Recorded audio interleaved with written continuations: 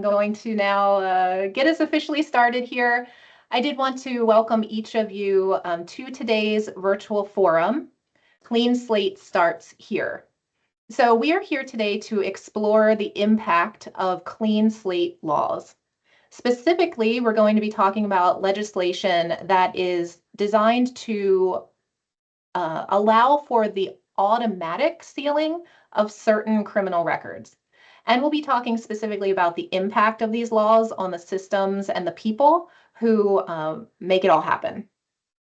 So these laws, these clean slate laws, represent a major shift in how criminal justice, records management, technology all come together and where they all intersect at this point of records management and digital technology transformation.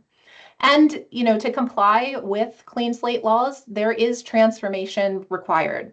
And that's transformation across processes, across teams, technology, and then also the way that resources are allocated. It's going to be requires a shift in that resource allocation. So our goal for today is to unpack what all of this means in practice, the challenges, the opportunities that come with clean slate laws, and the lessons that are going to be shared today by two leaders from Fairfax County, Virginia. So I am now going to, I'm going to bring our panelists on screen here so you all can see them. They'll come off mute, I think, as well. All right. Good morning, Chris and Rex. Good morning. Morning, Laura. Good morning. All right, so I guess I'll say something about myself very briefly. So I'm Laura Starr. I'm a consultant within the Intelligent Information Management practice at Quality Associates Incorporated, or QAI. One of QAI's specializations is records modernization to support compliance with new clean slate record sealing laws. And in that process, I've just had the great privilege of collaborating with both Chris and Rex on their clean slate efforts in Fairfax County, Virginia. And so I was just so thrilled when they both agreed to be a part of this virtual forum today. And gentlemen, I'm just excited to continue to learn from you each today and hear what you have to share with the folks that are here with us. And because both are very humble civil servants, they actually asked me to read their bios that I think were written by their teams rather than them having to do with that themselves. So I'm just going to read two little blurbs here. So first up is Chris Falcon. Chris has been the clerk of the court for the Fairfax Circuit Court since 2024. Chris is a first-generation college graduate and attorney dedicated to modernizing court services and improving community access to justice. A lifelong Fairfax County resident, Chris brings over a decade of experience in law, government, and leadership, having previously served at the Arlington Circuit Court Clerk's Office and on numerous local boards and councils. Thank you, Laura. You're welcome, Chris. And now, Major Rex Pagerie, a 27-year veteran of the Fairfax County Police Department. Rex currently serves as Commander of Logistics and Judicial Services in the Resource Management Bureau. He has led units in operations, logistics, and investigations, including District Command and Technology Program Administration. Rex, good to see you as well. Thank you. And Chris and Rex, thank you again for joining this conversation. I know everyone is really looking forward to it. Before we get into that conversation, and actually a little bit of introductory content too, we would like to just understand a bit more about you all that are attending here today. We found the best way to do that in this forum is through polling. So you'll see a poll question pop up here for you. And we're just interested to see what you're hoping to learn from today's session. So we have some options here for you, practical steps, some case studies or ideas on how other agencies like Fairfax County are approaching implementation, technology requirements and modernization strategies for those systems. We have a specific one here that some folks might be really interested in, how to estimate the volumes of records you have that fall under this Clean Slate legislation.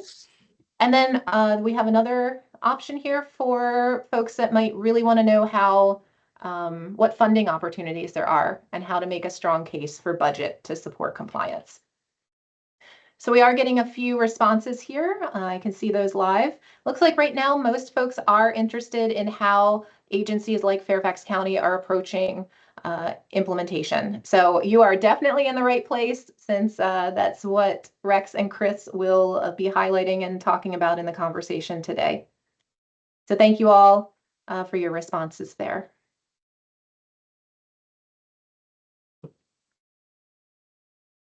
So just a little bit of scene setting here for the conversation today.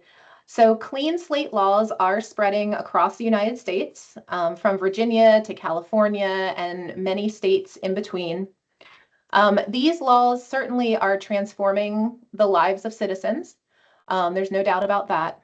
But what we're going to be focusing on today is how clean slate laws are transforming the strategic and the day-to-day operations of a variety of local organizations. Circuit courts, law enforcement, county governments, and even private companies are impacted by these changes in the law. And so the laws present unique challenges and opportunities depending on your role and your organization. I just wanted to do a really quick high-level review of the new clean slate sealing laws in Virginia. Now, I know not all of you are based in Virginia, but we did want to just set the scene here for what Chris and Rex will be talking about. In Virginia, these clean slate sealing laws are going into effect this coming July. That was actually pushed back from an original July 2025 date, which I think the team here is going to be talking a little bit about. And just at a high level, an overview here, and I'm sure, the majority, if not all of you know this already, but that sealing is about making criminal records non-public. Sealing does not erase those records or evidence. That's expungement, which is also another component of the clean slate legislation, a different statute than the one that is referenced here. So you will be hearing us talk about sealing and expungement of records and evidence. These new laws apply to arrests, charges, convictions, traffic infractions, and marijuana offenses. Again, this is all specific to the Virginia law. And these eligible criminal records, they will remain accessible for certain legal and regulatory purposes, like I think, for example, like federal investigations. They would still remain visible and accessible for those reasons, but within the state of Virginia, they would not be discoverable. So these new laws do apply to offenses that have been committed since January 1st, 1986, so 1986 onward. And again, I think our team here will be talking a bit more about what that really means and the impact of that. As mentioned, there are many impacts of these laws that Chris and Rex will be sharing with us today. We just listed a few here just again to set the scene as we think about this and listen to what they have to share with us. Certainly impacts to technology systems, including updates to existing systems and new purchases. It's also very important to think about where all of these records are today, what format they are in. I know many of the records that are eligible under this law are in analog form, so paper, microfilm, audiovisual, and you can't unlock that information while it's in that analog form when you're talking about automation at scale, right? So that does require digitization, planning, and implementation. Also, an impact is on workflows and forms to enable all of this and for the share of information between internal teams, systems, and with other partnerships that we'll be talking about. There is a lot of awareness and training involved, both for internal staff as well as citizen awareness campaigns. And I know we'll be talking more about that in a bit. And then finally, another impact is, and I think of this one as a really positive impact, is that it requires development of deeper partnerships across and among local government departments. So like we're seeing here today, just with Chris and Rex both being a part of this, representing two different groups within the Fairfax County organization. but then also between municipalities, local government, and states. So we'll be talking about that too, right? Like the partnerships with state of Virginia agencies. And then there's also partnerships required within the private sector, both in terms of how this record information is being shared for background investigation companies, for example, and then also just going out into the private sector for additional resources to implement projects. So that's what we're seeing at a high level as the impacts. And again, the intention today is to bring that all to life through what Rex and Chris will be discussing. One other slide here, we do have some resources we wanted to share with you all. These are the first two that you see here are specific to Virginia agencies, but we do think they'll be helpful to everyone, no matter what state you're a part of. The first one provides a brochure about the new sealing laws in Virginia, so it kind of goes into more depth on that overview I provided. And then the second resource is from the Virginia State Crime Commission. The VA State Crime Commission has published a number of brochures and presentations. And I think these are really interesting because they're specific to agencies, different agencies in Virginia. So you can find resources from the Department of Motor Vehicles, the Supreme Court of Virginia, and also state police to see what their planning and implementation strategies for complying with the new laws looks like. And then there is also a link to QAI's resource page that has information on Clean Slate initiatives per state. So you can find more resources there depending on what state you're representing. So you can either scan those QR codes and it'll take you to the sites, or we also have the links to those sites in our chat. And we have one other audience polling question here, just as we get ready to transition into our discussion with Chris and Rex. So you'll see that poll pop up. And the question is, again, this is just kind of to take the temperature of you all here today. How prepared do you feel your agency is to comply with new clean slate laws? So we have the options of we're just really learning, we're just kind of dipping our toe into this. We've started planning already. It's a work in progress, so some steps have been taken, or we are ready. I'm really curious to see if we get any we are readies. So far, we don't. Right now, it looks like we've got, we're just learning, and it's a work in progress, and some planning as well. So that's great. Again, definitely in the right place, and I think what Rex and Chris are going to be sharing with you all today will help you along your journey, no matter where you are. So now we are going to go into what we've called our fireside chat portion of our session today. Again, this is intended to be a free-flowing conversation. So what I'm going to do is actually turn off our PowerPoint here so that we can just focus on the conversation. And what I just have a kind of a high-level question to get us going here. And I think Chris, you're actually going to kick us off. Just talking about kind of how this all started for you. And then we'll also get Rex's position and perspective kind of bouncing off each other. So Chris, hello. How you Time doing, for me Laura? to be quiet. Good morning. Thank Good you for morning. organizing the forum. So how did it all get started? Well, let me set the stage. So we have to go back to 2021 when this legislation was initially enacted.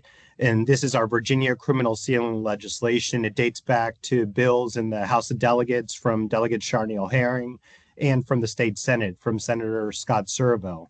So we in the clerks of courts have been following this for years now. So once that General Assembly session concluded, we knew that a criminal sealing bill was coming down that was going to be effective in a couple of years. Why is that relevant? So we find out this law has changed, and reporters and the news agencies started reporting out there's going to be criminal sealing that allows for sealing of misdemeanor non-convictions and also some convictions. The public heard about this and started asking the courts about it almost immediately. I remember, because I was a deputy clerk at the Arlington Circuit Court at the time, we start getting citizens coming in saying, thank goodness we can finally do something about this shoplifting charge from 20 years ago that has been on my record. So we've been working and dealing with this for many years now. But as I mentioned, people wanted to start moving forward with the criminal ceiling back in 2021. We explained to them that it had a delayed effective date until 2025, which has now been pushed to 2026. The classic example, and I had numerous people who I met over the years that this applied to, are someone that may have had a, like I mentioned, a shoplifting charge, 18 years old, uh, took a couple of things, and those things added up to over $200, which at the time was the threshold for grand larceny in Virginia. And so now they ended up with a misdemeanor shoplifting conviction on their record. Over the years in Virginia, the rule has always been charges and convictions stay on your record forever. That has been the rule that we have functioned with. And we had a tool which was expungement, which allowed people to petition to remove non-convictions from their record. So they could petition to remove a charge that ended in a finding of not guilty.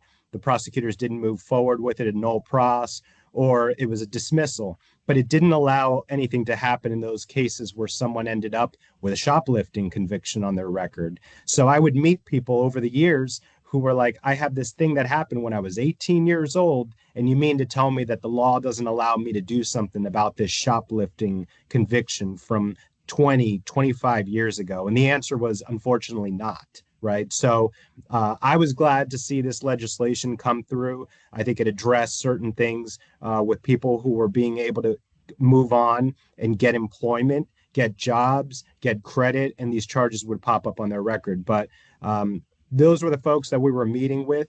And I was glad when that legislation passed. It's now been pushed to July of next year when it will become effective.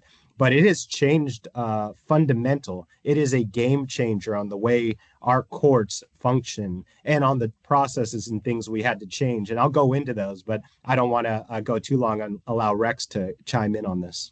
Yeah, 100% game changer for law enforcement as well. Fairfax County is a huge agency, 1,400 officers, 400 square miles we cover, and there's about 2 million people live in the county. And then, of course, you have all the people that come in to commute during the day, so that spikes our population up. And all those people, obviously, some of them are commit crimes and like shoplifting, like you just mentioned. So when I was kind of thrust into this late in the game, I guess you could say. We had a central records director who was retiring. I got transferred here to the logistics division, and he said, "Oh, by the way, before I leave, I want to mention this law change." And that was before they had pushed it to 1986. So I kind of looked at it and I said, well, boy, this is going to be a crossroads here for the way we do business in records management for the police department.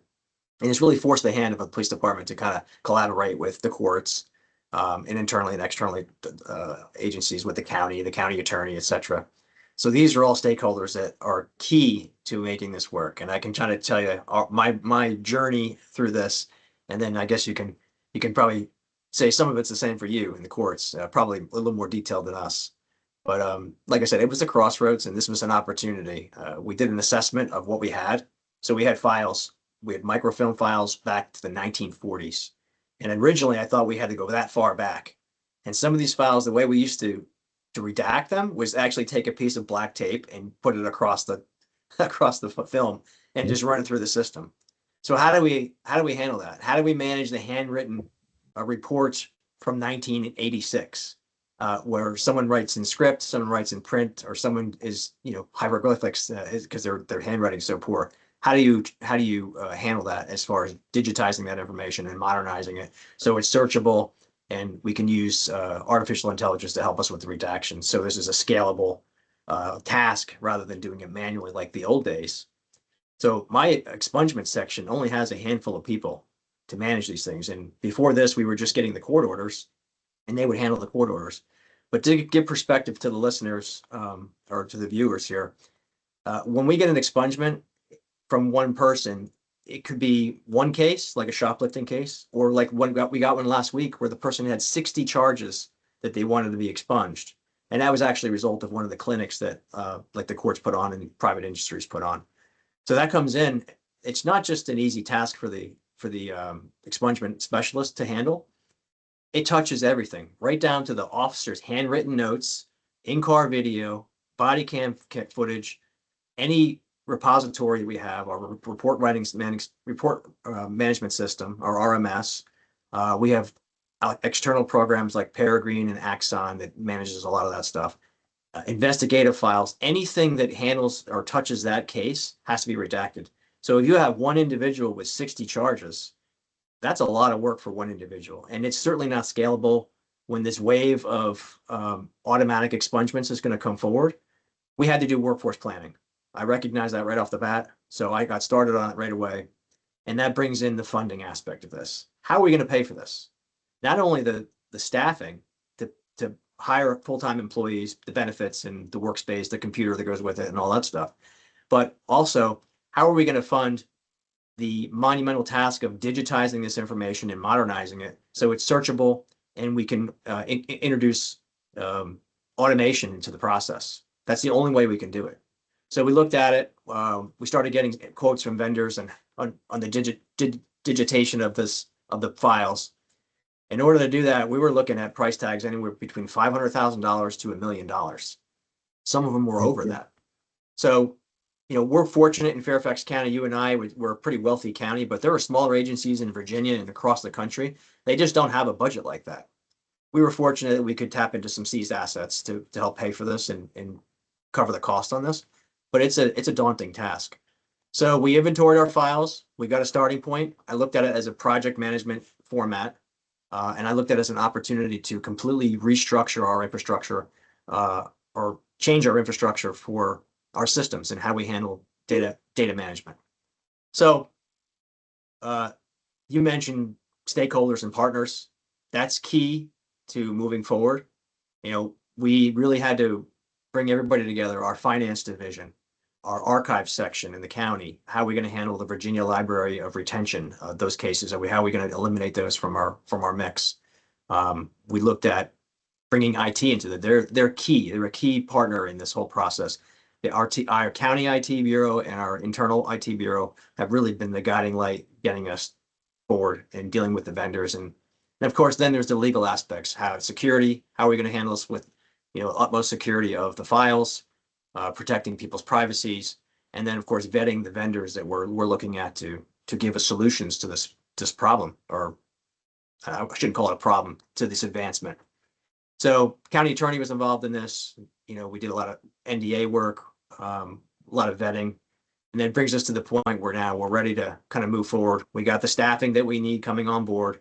We have a plan in place. Like I said, we look at it as a project management format. And we're doing the milestones along the way. So I have a Gantt chart on my board in my office where I look at, okay, where are we? Where's the milestone we need to reach this week or this month? And of course, in government work, everybody can probably agree there's hiccups along the way. Our procurement section may be behind this week or this month, and we have to get a new quote. There's a lot of hurdles to jump over, but that's kind of the broad view of how I'm approaching this and to get us across the finish line and be in compliance with the law. Yeah, ours was very, very similar to Rex's experience. So I'm glad you mentioned that the original form of the bill, Rex, did not have a go forward date. So we were going to have to go back to the beginning of time, essentially. And that was something that allowed us the opportunity to talk with the legislators and let them know logistically that was going to take decades to do, right? So we needed a go forward start date, and the updated version of the bill came along with 1986, which is much more doable, nearly 40 years, 4 decades of files. So I'm going to get to that. But my story is I'm elected November 2023, the clerk of the circuit court in Virginia. For those of you that are not in Virginia, is an elected position. I'm elected to an 8-year term. It's the longest term of all the elected offices. I always like to get that little plug in there in Virginia. And one of the things I encounter when I take office is that we are working with some stakeholders, some partners to abide and make our systems ready for this huge law change that's coming. And as I mentioned earlier, I called it a game changer. It is. It requires fundamental changes to our case management system. In Fairfax County, we're the only circuit court that does not utilize the state Supreme Court case management system for our files. We have our own system, our own vendor. So thankfully, in January, we start having discussions with the other key stakeholders, which are the Virginia Supreme Court, the Virginia State Police, Fairfax County's IT office, and we start these meetings, which had started before I took office because my predecessor very intelligently had started these conversations. So I'm handed something where I don't have to start from scratch. These talks had already started, and the decision was made. We will stay on our own case management system, but now we have to adapt it so that we can comply with this law change that's coming at that point. We thought coming July 2025. So very grateful to have had those conversations, willing partners that are working with us. The Supreme Court has had IT development personnel working with us every step of the way so that we are ready come July 1st next year to be able to do automatic sealing at the time a case concludes. So I'm grateful for that. But also the state police has been jumping on these calls and working with us. We can't seal anything at the circuit court unless we know what cases qualify. So we need the state police to be part of this information interchange. So those were very important. But as Rex mentioned too, there's a huge fiscal impact to this. We are a large office. We have a 180 person staff at the Fairfax Circuit Court, but every single one of them are very busy every single day doing all the other things that happen behind the scenes to keep our justice system working at the circuit court. So to lay this responsibility on top of our existing staff was a non-starter for me. So again, it was important that our association of clerks, the Virginia Circuit Court Clerks Association, worked with our state delegation to let them know we need staff, because we are not going to be able to make this thing happen unless we have additional resources. So grateful to our delegation and to the state government for granting us an extra position in last year's budget. We were able to receive 2 positions from Fairfax County for this work. But again, it's going to be a massive undertaking, but it's going to be able to happen because there have been people that take their job very seriously who have been working in the background to make this thing happen. Yeah, I agree. One of the things that we did touch on was the partnerships and looking at resources. In the beginning of this webinar, we put a bunch of resources up, and that's very helpful. So I also tapped into like the IACP. There's a forum on there. You can actually ask questions through other law enforcement agencies through their website portal. And Major City Chiefs has a similar format where you can actually email out to other agencies that are going through the same thing. So they give you feedback. Because when this started, I kind of went into it kind of blindly, like, oh, where do I start? Where's the starting point? But once you develop a path and you kind of have a plan in place, I think it makes it much easier. But you have to have partners. You can't do it alone. So partners with the courts. And I'll give you an example, like with these clinics coming through, we talked about this once before, Chris. It's just a mass amount of expungements that come through, especially now as the public gets educated and we do, social awareness through social media, public awareness campaigns, and more and more clinics come up. We just see this mass influx of expungement cases and sealing of records cases coming through. So our staff goes through those, and I don't know if there's a training issue on our side or both sides, but we are collaborating together to kind of iron out those bugs. So, it's both sides. Yeah, absolutely. And it was because you and I were able to talk. Now we know. And so folks may not be aware, but the courts, other nonprofits and groups have been putting on these things called expungement clinics for the last couple of years. So before I came back to home to Fairfax County and I was working as a deputy clerk in Arlington County, we put on expungement clinics. So on a Saturday, people could come in and get assistance from attorneys and court personnel to fill out forms to petition to remove non-convictions. So charges that ended in a dismissal, no pros, and not guilty. But one of the issues that had occurred at the recent one that we ran in Fairfax is that some of the paperwork was not fully completed. So Rex and I were able to talk, again, coming back to partnerships, about what we need to do differently when we run the next one next spring. So that just really is one of my practice tips for those watching. Form those partnerships early in the process. Get talking with your police department, your sheriff's office, your Commonwealth's attorney's office, your Supreme Court, your vendors. I know we're going to get into that, but vendor relationships are important. We have a century of paper files in Fairfax County. So this was not going to be able to be accomplished. And I know that's a nice segue, probably where we're going next, Laura. But if we don't start digitizing those files, we will be working to seal paper files to eternity, right? But the expungement clinics are a great thing. But again, if you have something that's not going well, then you can talk to the partners that are all part of the life cycle of these cases to address that and do better in the future. And that was something I also was able to do in Arlington County when I was working there, was develop a partnership with the police, Commonwealth Attorney's Office, the Sheriff's Office on different types of things. And that can happen from just sending an email saying, hey, these red flag laws are coming into effect July 2020. Can we sit down and talk about how we're going to be implementing these? And at least in my career, by coming forward and reaching out and introducing yourself and making an ask, I have had good success with that. So I recommend to those of you, if you haven't formed those relationships with the law enforcement community in your jurisdiction, do that today. That pays dividends when I'm able to go here in our courthouse and know that those partners know that I will always come forward with them if there's going to be some change coming down the pike, so that we're all starting from the same place. But Chris, I'll throw this out there, kind of switch gears a little bit. So I don't know how you handle it, but our operations are, I mean, you mentioned before, we're busy. We're bringing on new staff. We haven't hired them yet. They're in the background process now. So when they bring on, there's going to be a whole training aspect. And when we have senior employees here that are kind of set in their ways and the way they used to do everything by hand, they would retrieve a case, they would go through the microfilm and it's going to be a whole game changer for how we operate, and it's going to be better. It's just a matter of getting past that learning curve through our training. But that's going to disrupt our operations at some point. So I'm curious, I can tell you how we're kind of looking at as we upgrade and we modernize our files, how we're trying to mitigate the disruptions with our operations. Police department is 24 hours, 7 days a week. Our records section is not, but it's still all operations. It's still part of the mission. So one of the big things we looked at was we're standing up. We invested in a new RMS system, our records management system. Our old legacy system was end of life probably a year ago, and we needed to upgrade. So the timing was perfect for when this came into effect.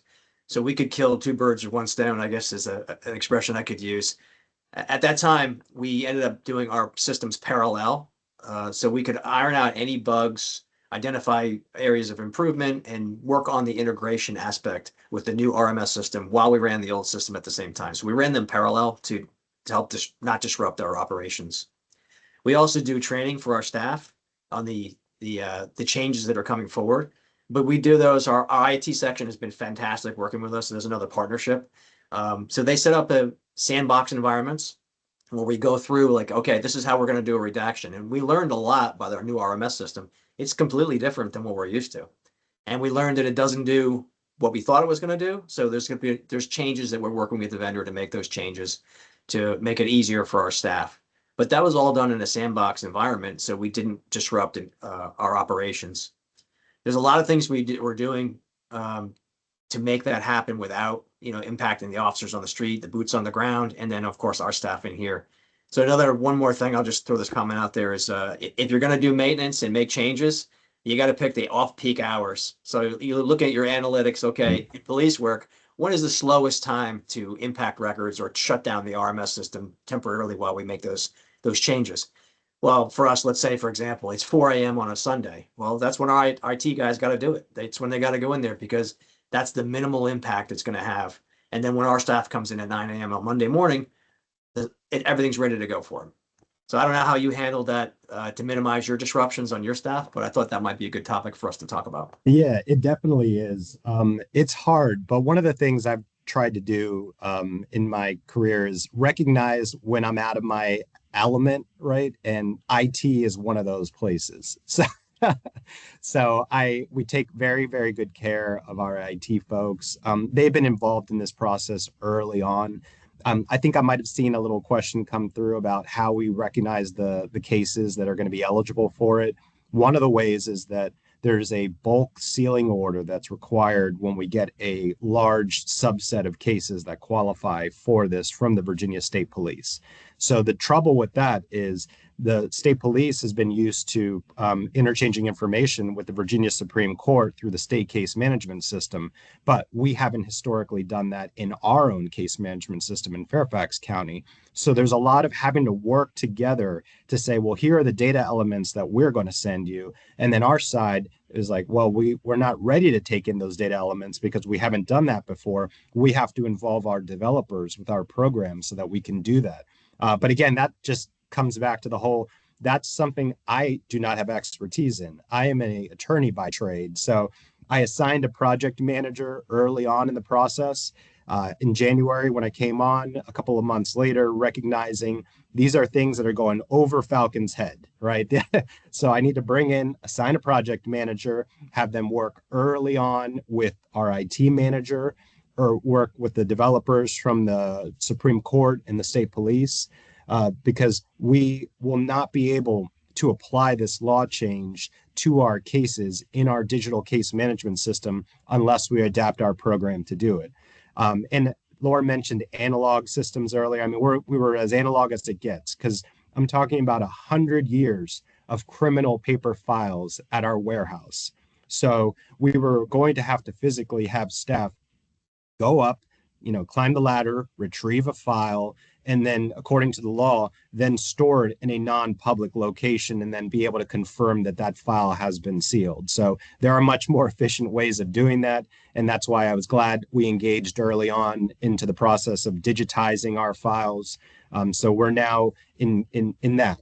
But along with that comes training all the staff for what's going to be required for this law change. So thankfully, we've had opportunities to get some training from the Supreme Court, from the Virginia Crime Commission. I came back from a conference a couple of weeks back with flyers from the Crime Commission and their excellent webpage, which I know was linked on the chat, about what is going to be eligible for this.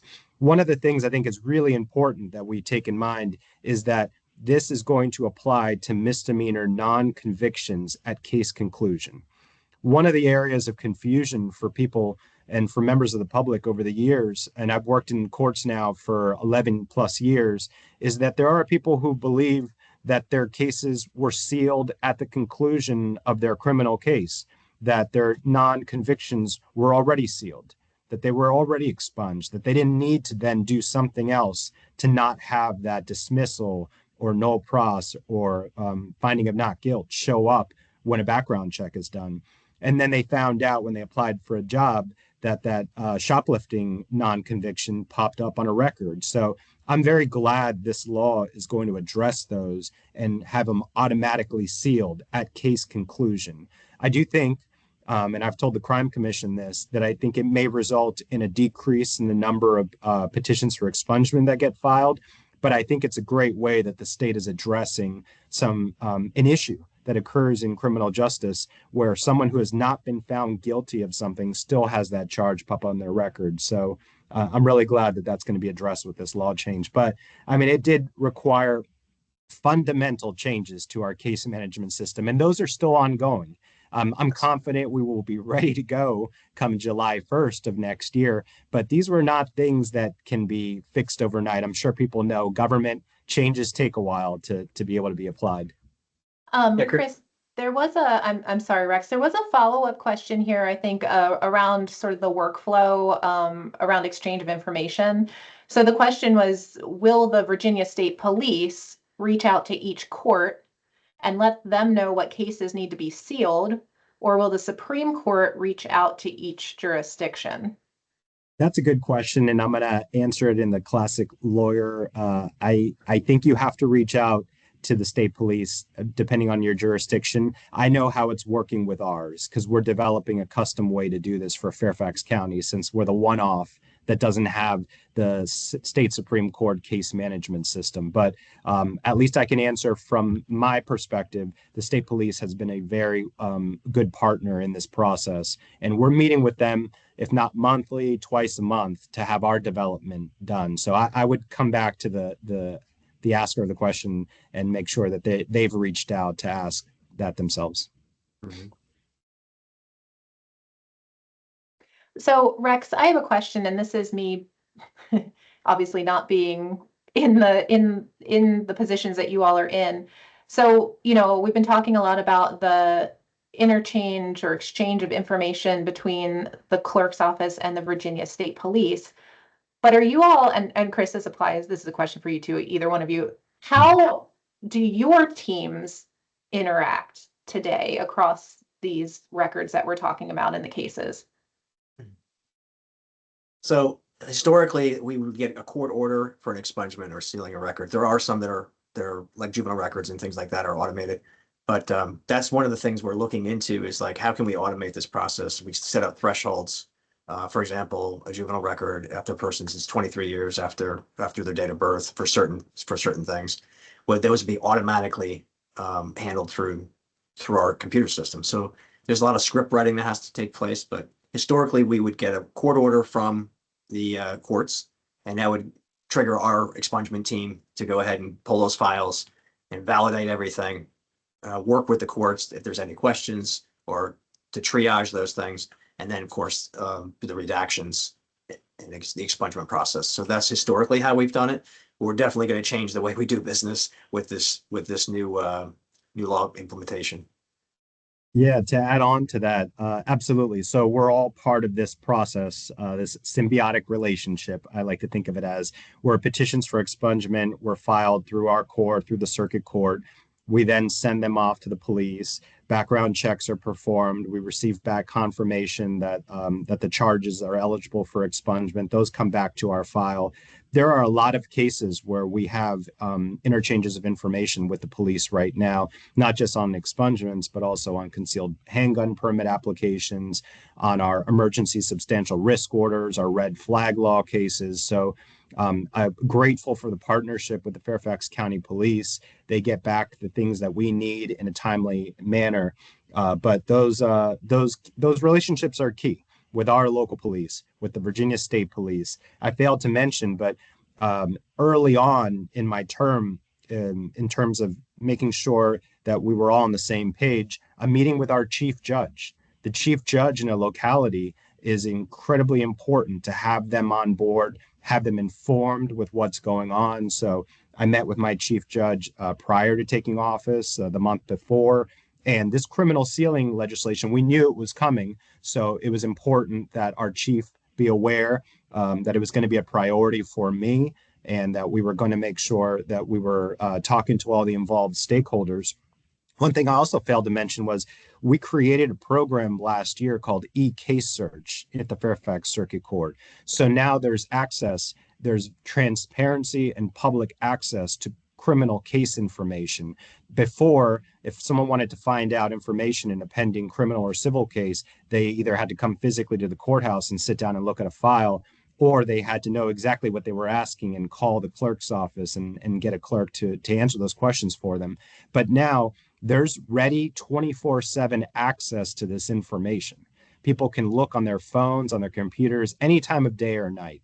So the reason I'm bringing that up is it's even more of a reason for why these changes that are going to affect what's out there about people need to be implemented in an efficient way. So come July 1 or October, actually of 2026, because that's how long we have to make this thing happen, we be able to apply these changes digitally to files, to be able to expunge as many cases as we can, as quickly and as efficiently as possible, and be able to report back to the other stakeholders that we've done the work on our end. But for that to happen, none of that would be possible if we weren't working with the Virginia Supreme Court, who I know is going to be holding training sessions for all the county clerks on this in advance, the state police, and also our chief judges, our local police, and our sheriff's office as well. So I do see some conversation going on in the chat around the trainings offered by OES and the timelines of those trainings and that type of thing. Is it your understanding that as long, I mean, I don't know if you can answer this, but I'll ask the question. Is it your understanding that as long as progress is being shown, that courts and law enforcement are well on their way to compliance? Like that July 1st date, what does that really mean? Rex, let me take this one first. I am confident. Having worked now in the circuit court system since 2014, I was a deputy clerk, a civil division supervisor, and I was in-house legal counsel at the Arlington Circuit Court. There has never been a deadline in my experience that the Virginia Supreme Court and the state police and our justice partners have not been ready to go on. And one of the shortest timeframes we had, which I can speak from my experience, is when our red flag laws came in existence in Virginia. When July 1st, 2020 came around, even though we were in the middle of the COVID pandemic, we were ready to go. So I know that sometimes the trainings may be close to that deadline and that makes people a little nervous, but I can only speak from my experience. I know it's coming. And anyone that has concerns or questions, even after the webinar today, feel free to reach out to us. We've been working on this thing for over a year and a half now, so I'm fairly confident we'll be ready to go. It might be a little close up to that deadline, but we'll be good to go. Yeah, I'll touch base on that a little bit too. I know there was some discussion about state funding for this for agencies. I know I sat in some of our meetings with Board of Supervisors for our public safety meeting, and we discussed how this is going to impact the courts, the sheriff's office, the police department. I think we had representatives from each person there, and we expressed the fiscal impact on this. So there is plans for state funding, but I don't think it's much. So these are factors that people are going to have to consider when they start planning. They should really be already planning for this to be ready for that deadline, because I do think it's going to be a deadline that we have to meet. So if you're behind the curve, there's a lot of work ahead of you. Rex, I'm really glad you mentioned that, because we had forgotten, or I had forgotten to bring up the Board of Supervisors. I mean, that's just another practice tip that's so important for everyone watching at home. Get to know your county legislators too. That meeting, we had representation. Our chief deputy clerk, Julie Hamilton, was there and drove home that we really needed staffing to make this thing be able to happen.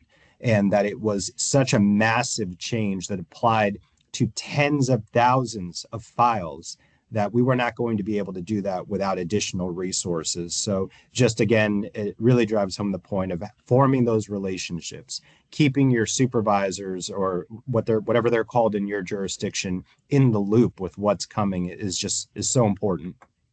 Yeah, I'll touch base on that as well. I believe I sat next to her when we had this meeting, televised meeting, and the refreshing thing was we had this partnership in advance, and we had some discussions, and we had a common message. So we went to the board with a common message. Hey, this is going to impact us fiscally. Staffing, we need more staffing. We need to find some kind of funding method for this. And of course, we do need time. So I don't know if that had any impact on the legislation as far as giving us more time, but we do need time. But staffing is a huge one. We're not going to be able to bring this across the finish line without the proper staffing. So that common message, that's important to have that partnership in advance while you address the Board of Supervisors, or in your locality, your mayor, or whoever it may be, your town manager. There's a specific question here around the additional resources for staff. So the question is, how long has the comp board approved the additional employees? I think that's in reference to the 2 additional employees you talked about, Chris. How long they're approved for? Not to get too into the weeds, but Yeah. We had 2 additional positions granted through our locality. One of those positions is compensation board funded. So in Virginia, we have the comp board, which funds positions, at least I can speak from my office, for those of us that are constitutional officers. So I don't have the answer, but I hope it's a permanently funded position, because this work is not going away anytime soon. This is going to be long lasting. It is not like a one-time thing where we do all the work and then we're done and say, thank you very much. That was great. We've sealed everything. It is an ongoing assignment that will be here. So my hope is that is a permanently funded position, because it's certainly needed. I had actually told people before the meeting that Rex is mentioning, I mean, if we don't get one, I know Chris Falcon will do his best and can stay late and do the work to expunge or to seal a file, but we can't force people to stay here after that time when their day runs up. And right now, all the staff are currently assigned to other duties to keep our justice, our criminal justice, and our civil justice system going. Sorry, Rex. No, I was going to comment on that. So part of at the end of that meeting, our action assignment was to provide a fiscal impact memorandum over to the board, in which we did, and everybody did that. So that brings in the staffing like you discussed. This is not just this is a full career. If we have an employee that comes in, we hire them. We're talking about benefits. We're talking about office space, computer, salary. And we've got 4 employees. We asked for 6, we got 4. But my estimate was about $380,000 a year just to have those employees working for us on this project. So that could go for 25 years if they decide to stay with the county. So they created those positions. The county has funded that for us, for the police department. But that is an impact that's going to be huge for smaller agencies that need the staff. You know, I would imagine some small agencies probably only have 1 or 2 people handling this.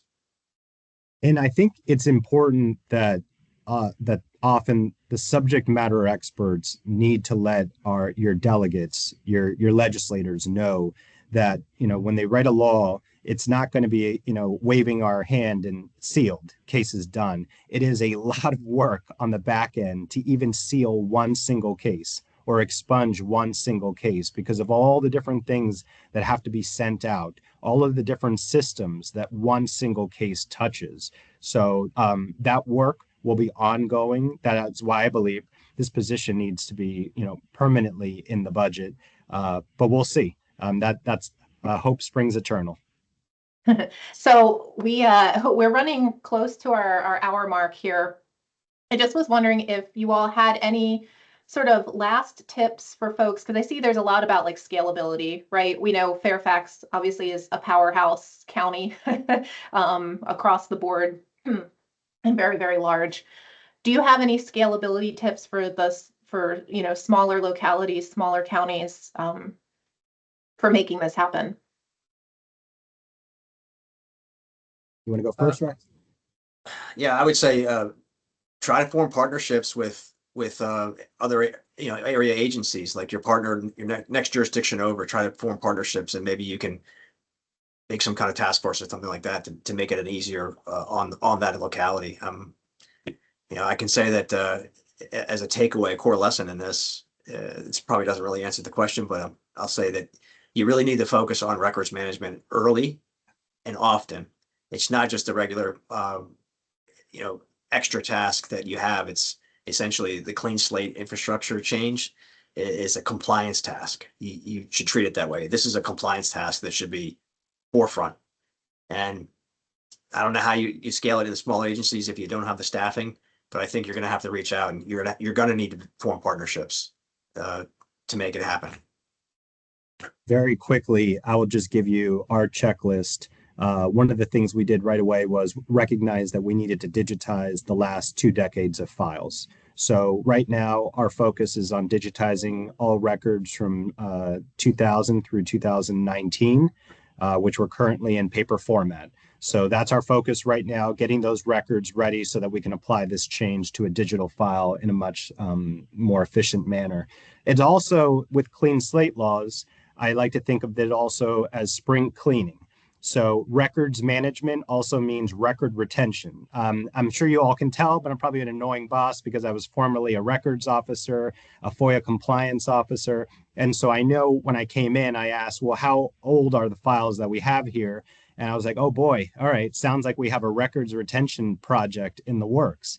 And according to Library of Virginia standards, you don't need to retain files after a certain time, and you can destroy them and let the court and the Virginia citizens know through the Library of Virginia that you have kept the final order, but that the record has been no longer retained. So there is multiple things you can do, which is what we're doing.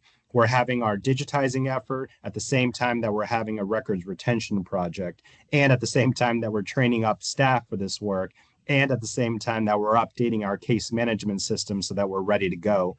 But it's got to be multiple pots on the stove at the same time. So it really is an effort in multitasking, but it can be done.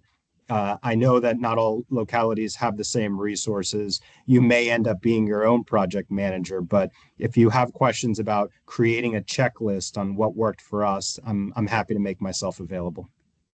Yeah. Great. And we do have a number of other questions that have come in. What I'll follow up with you all after this, and we can create just a little a bulletin basically to send out to everybody that attended today, because we do have that information, and we'll sync up on that.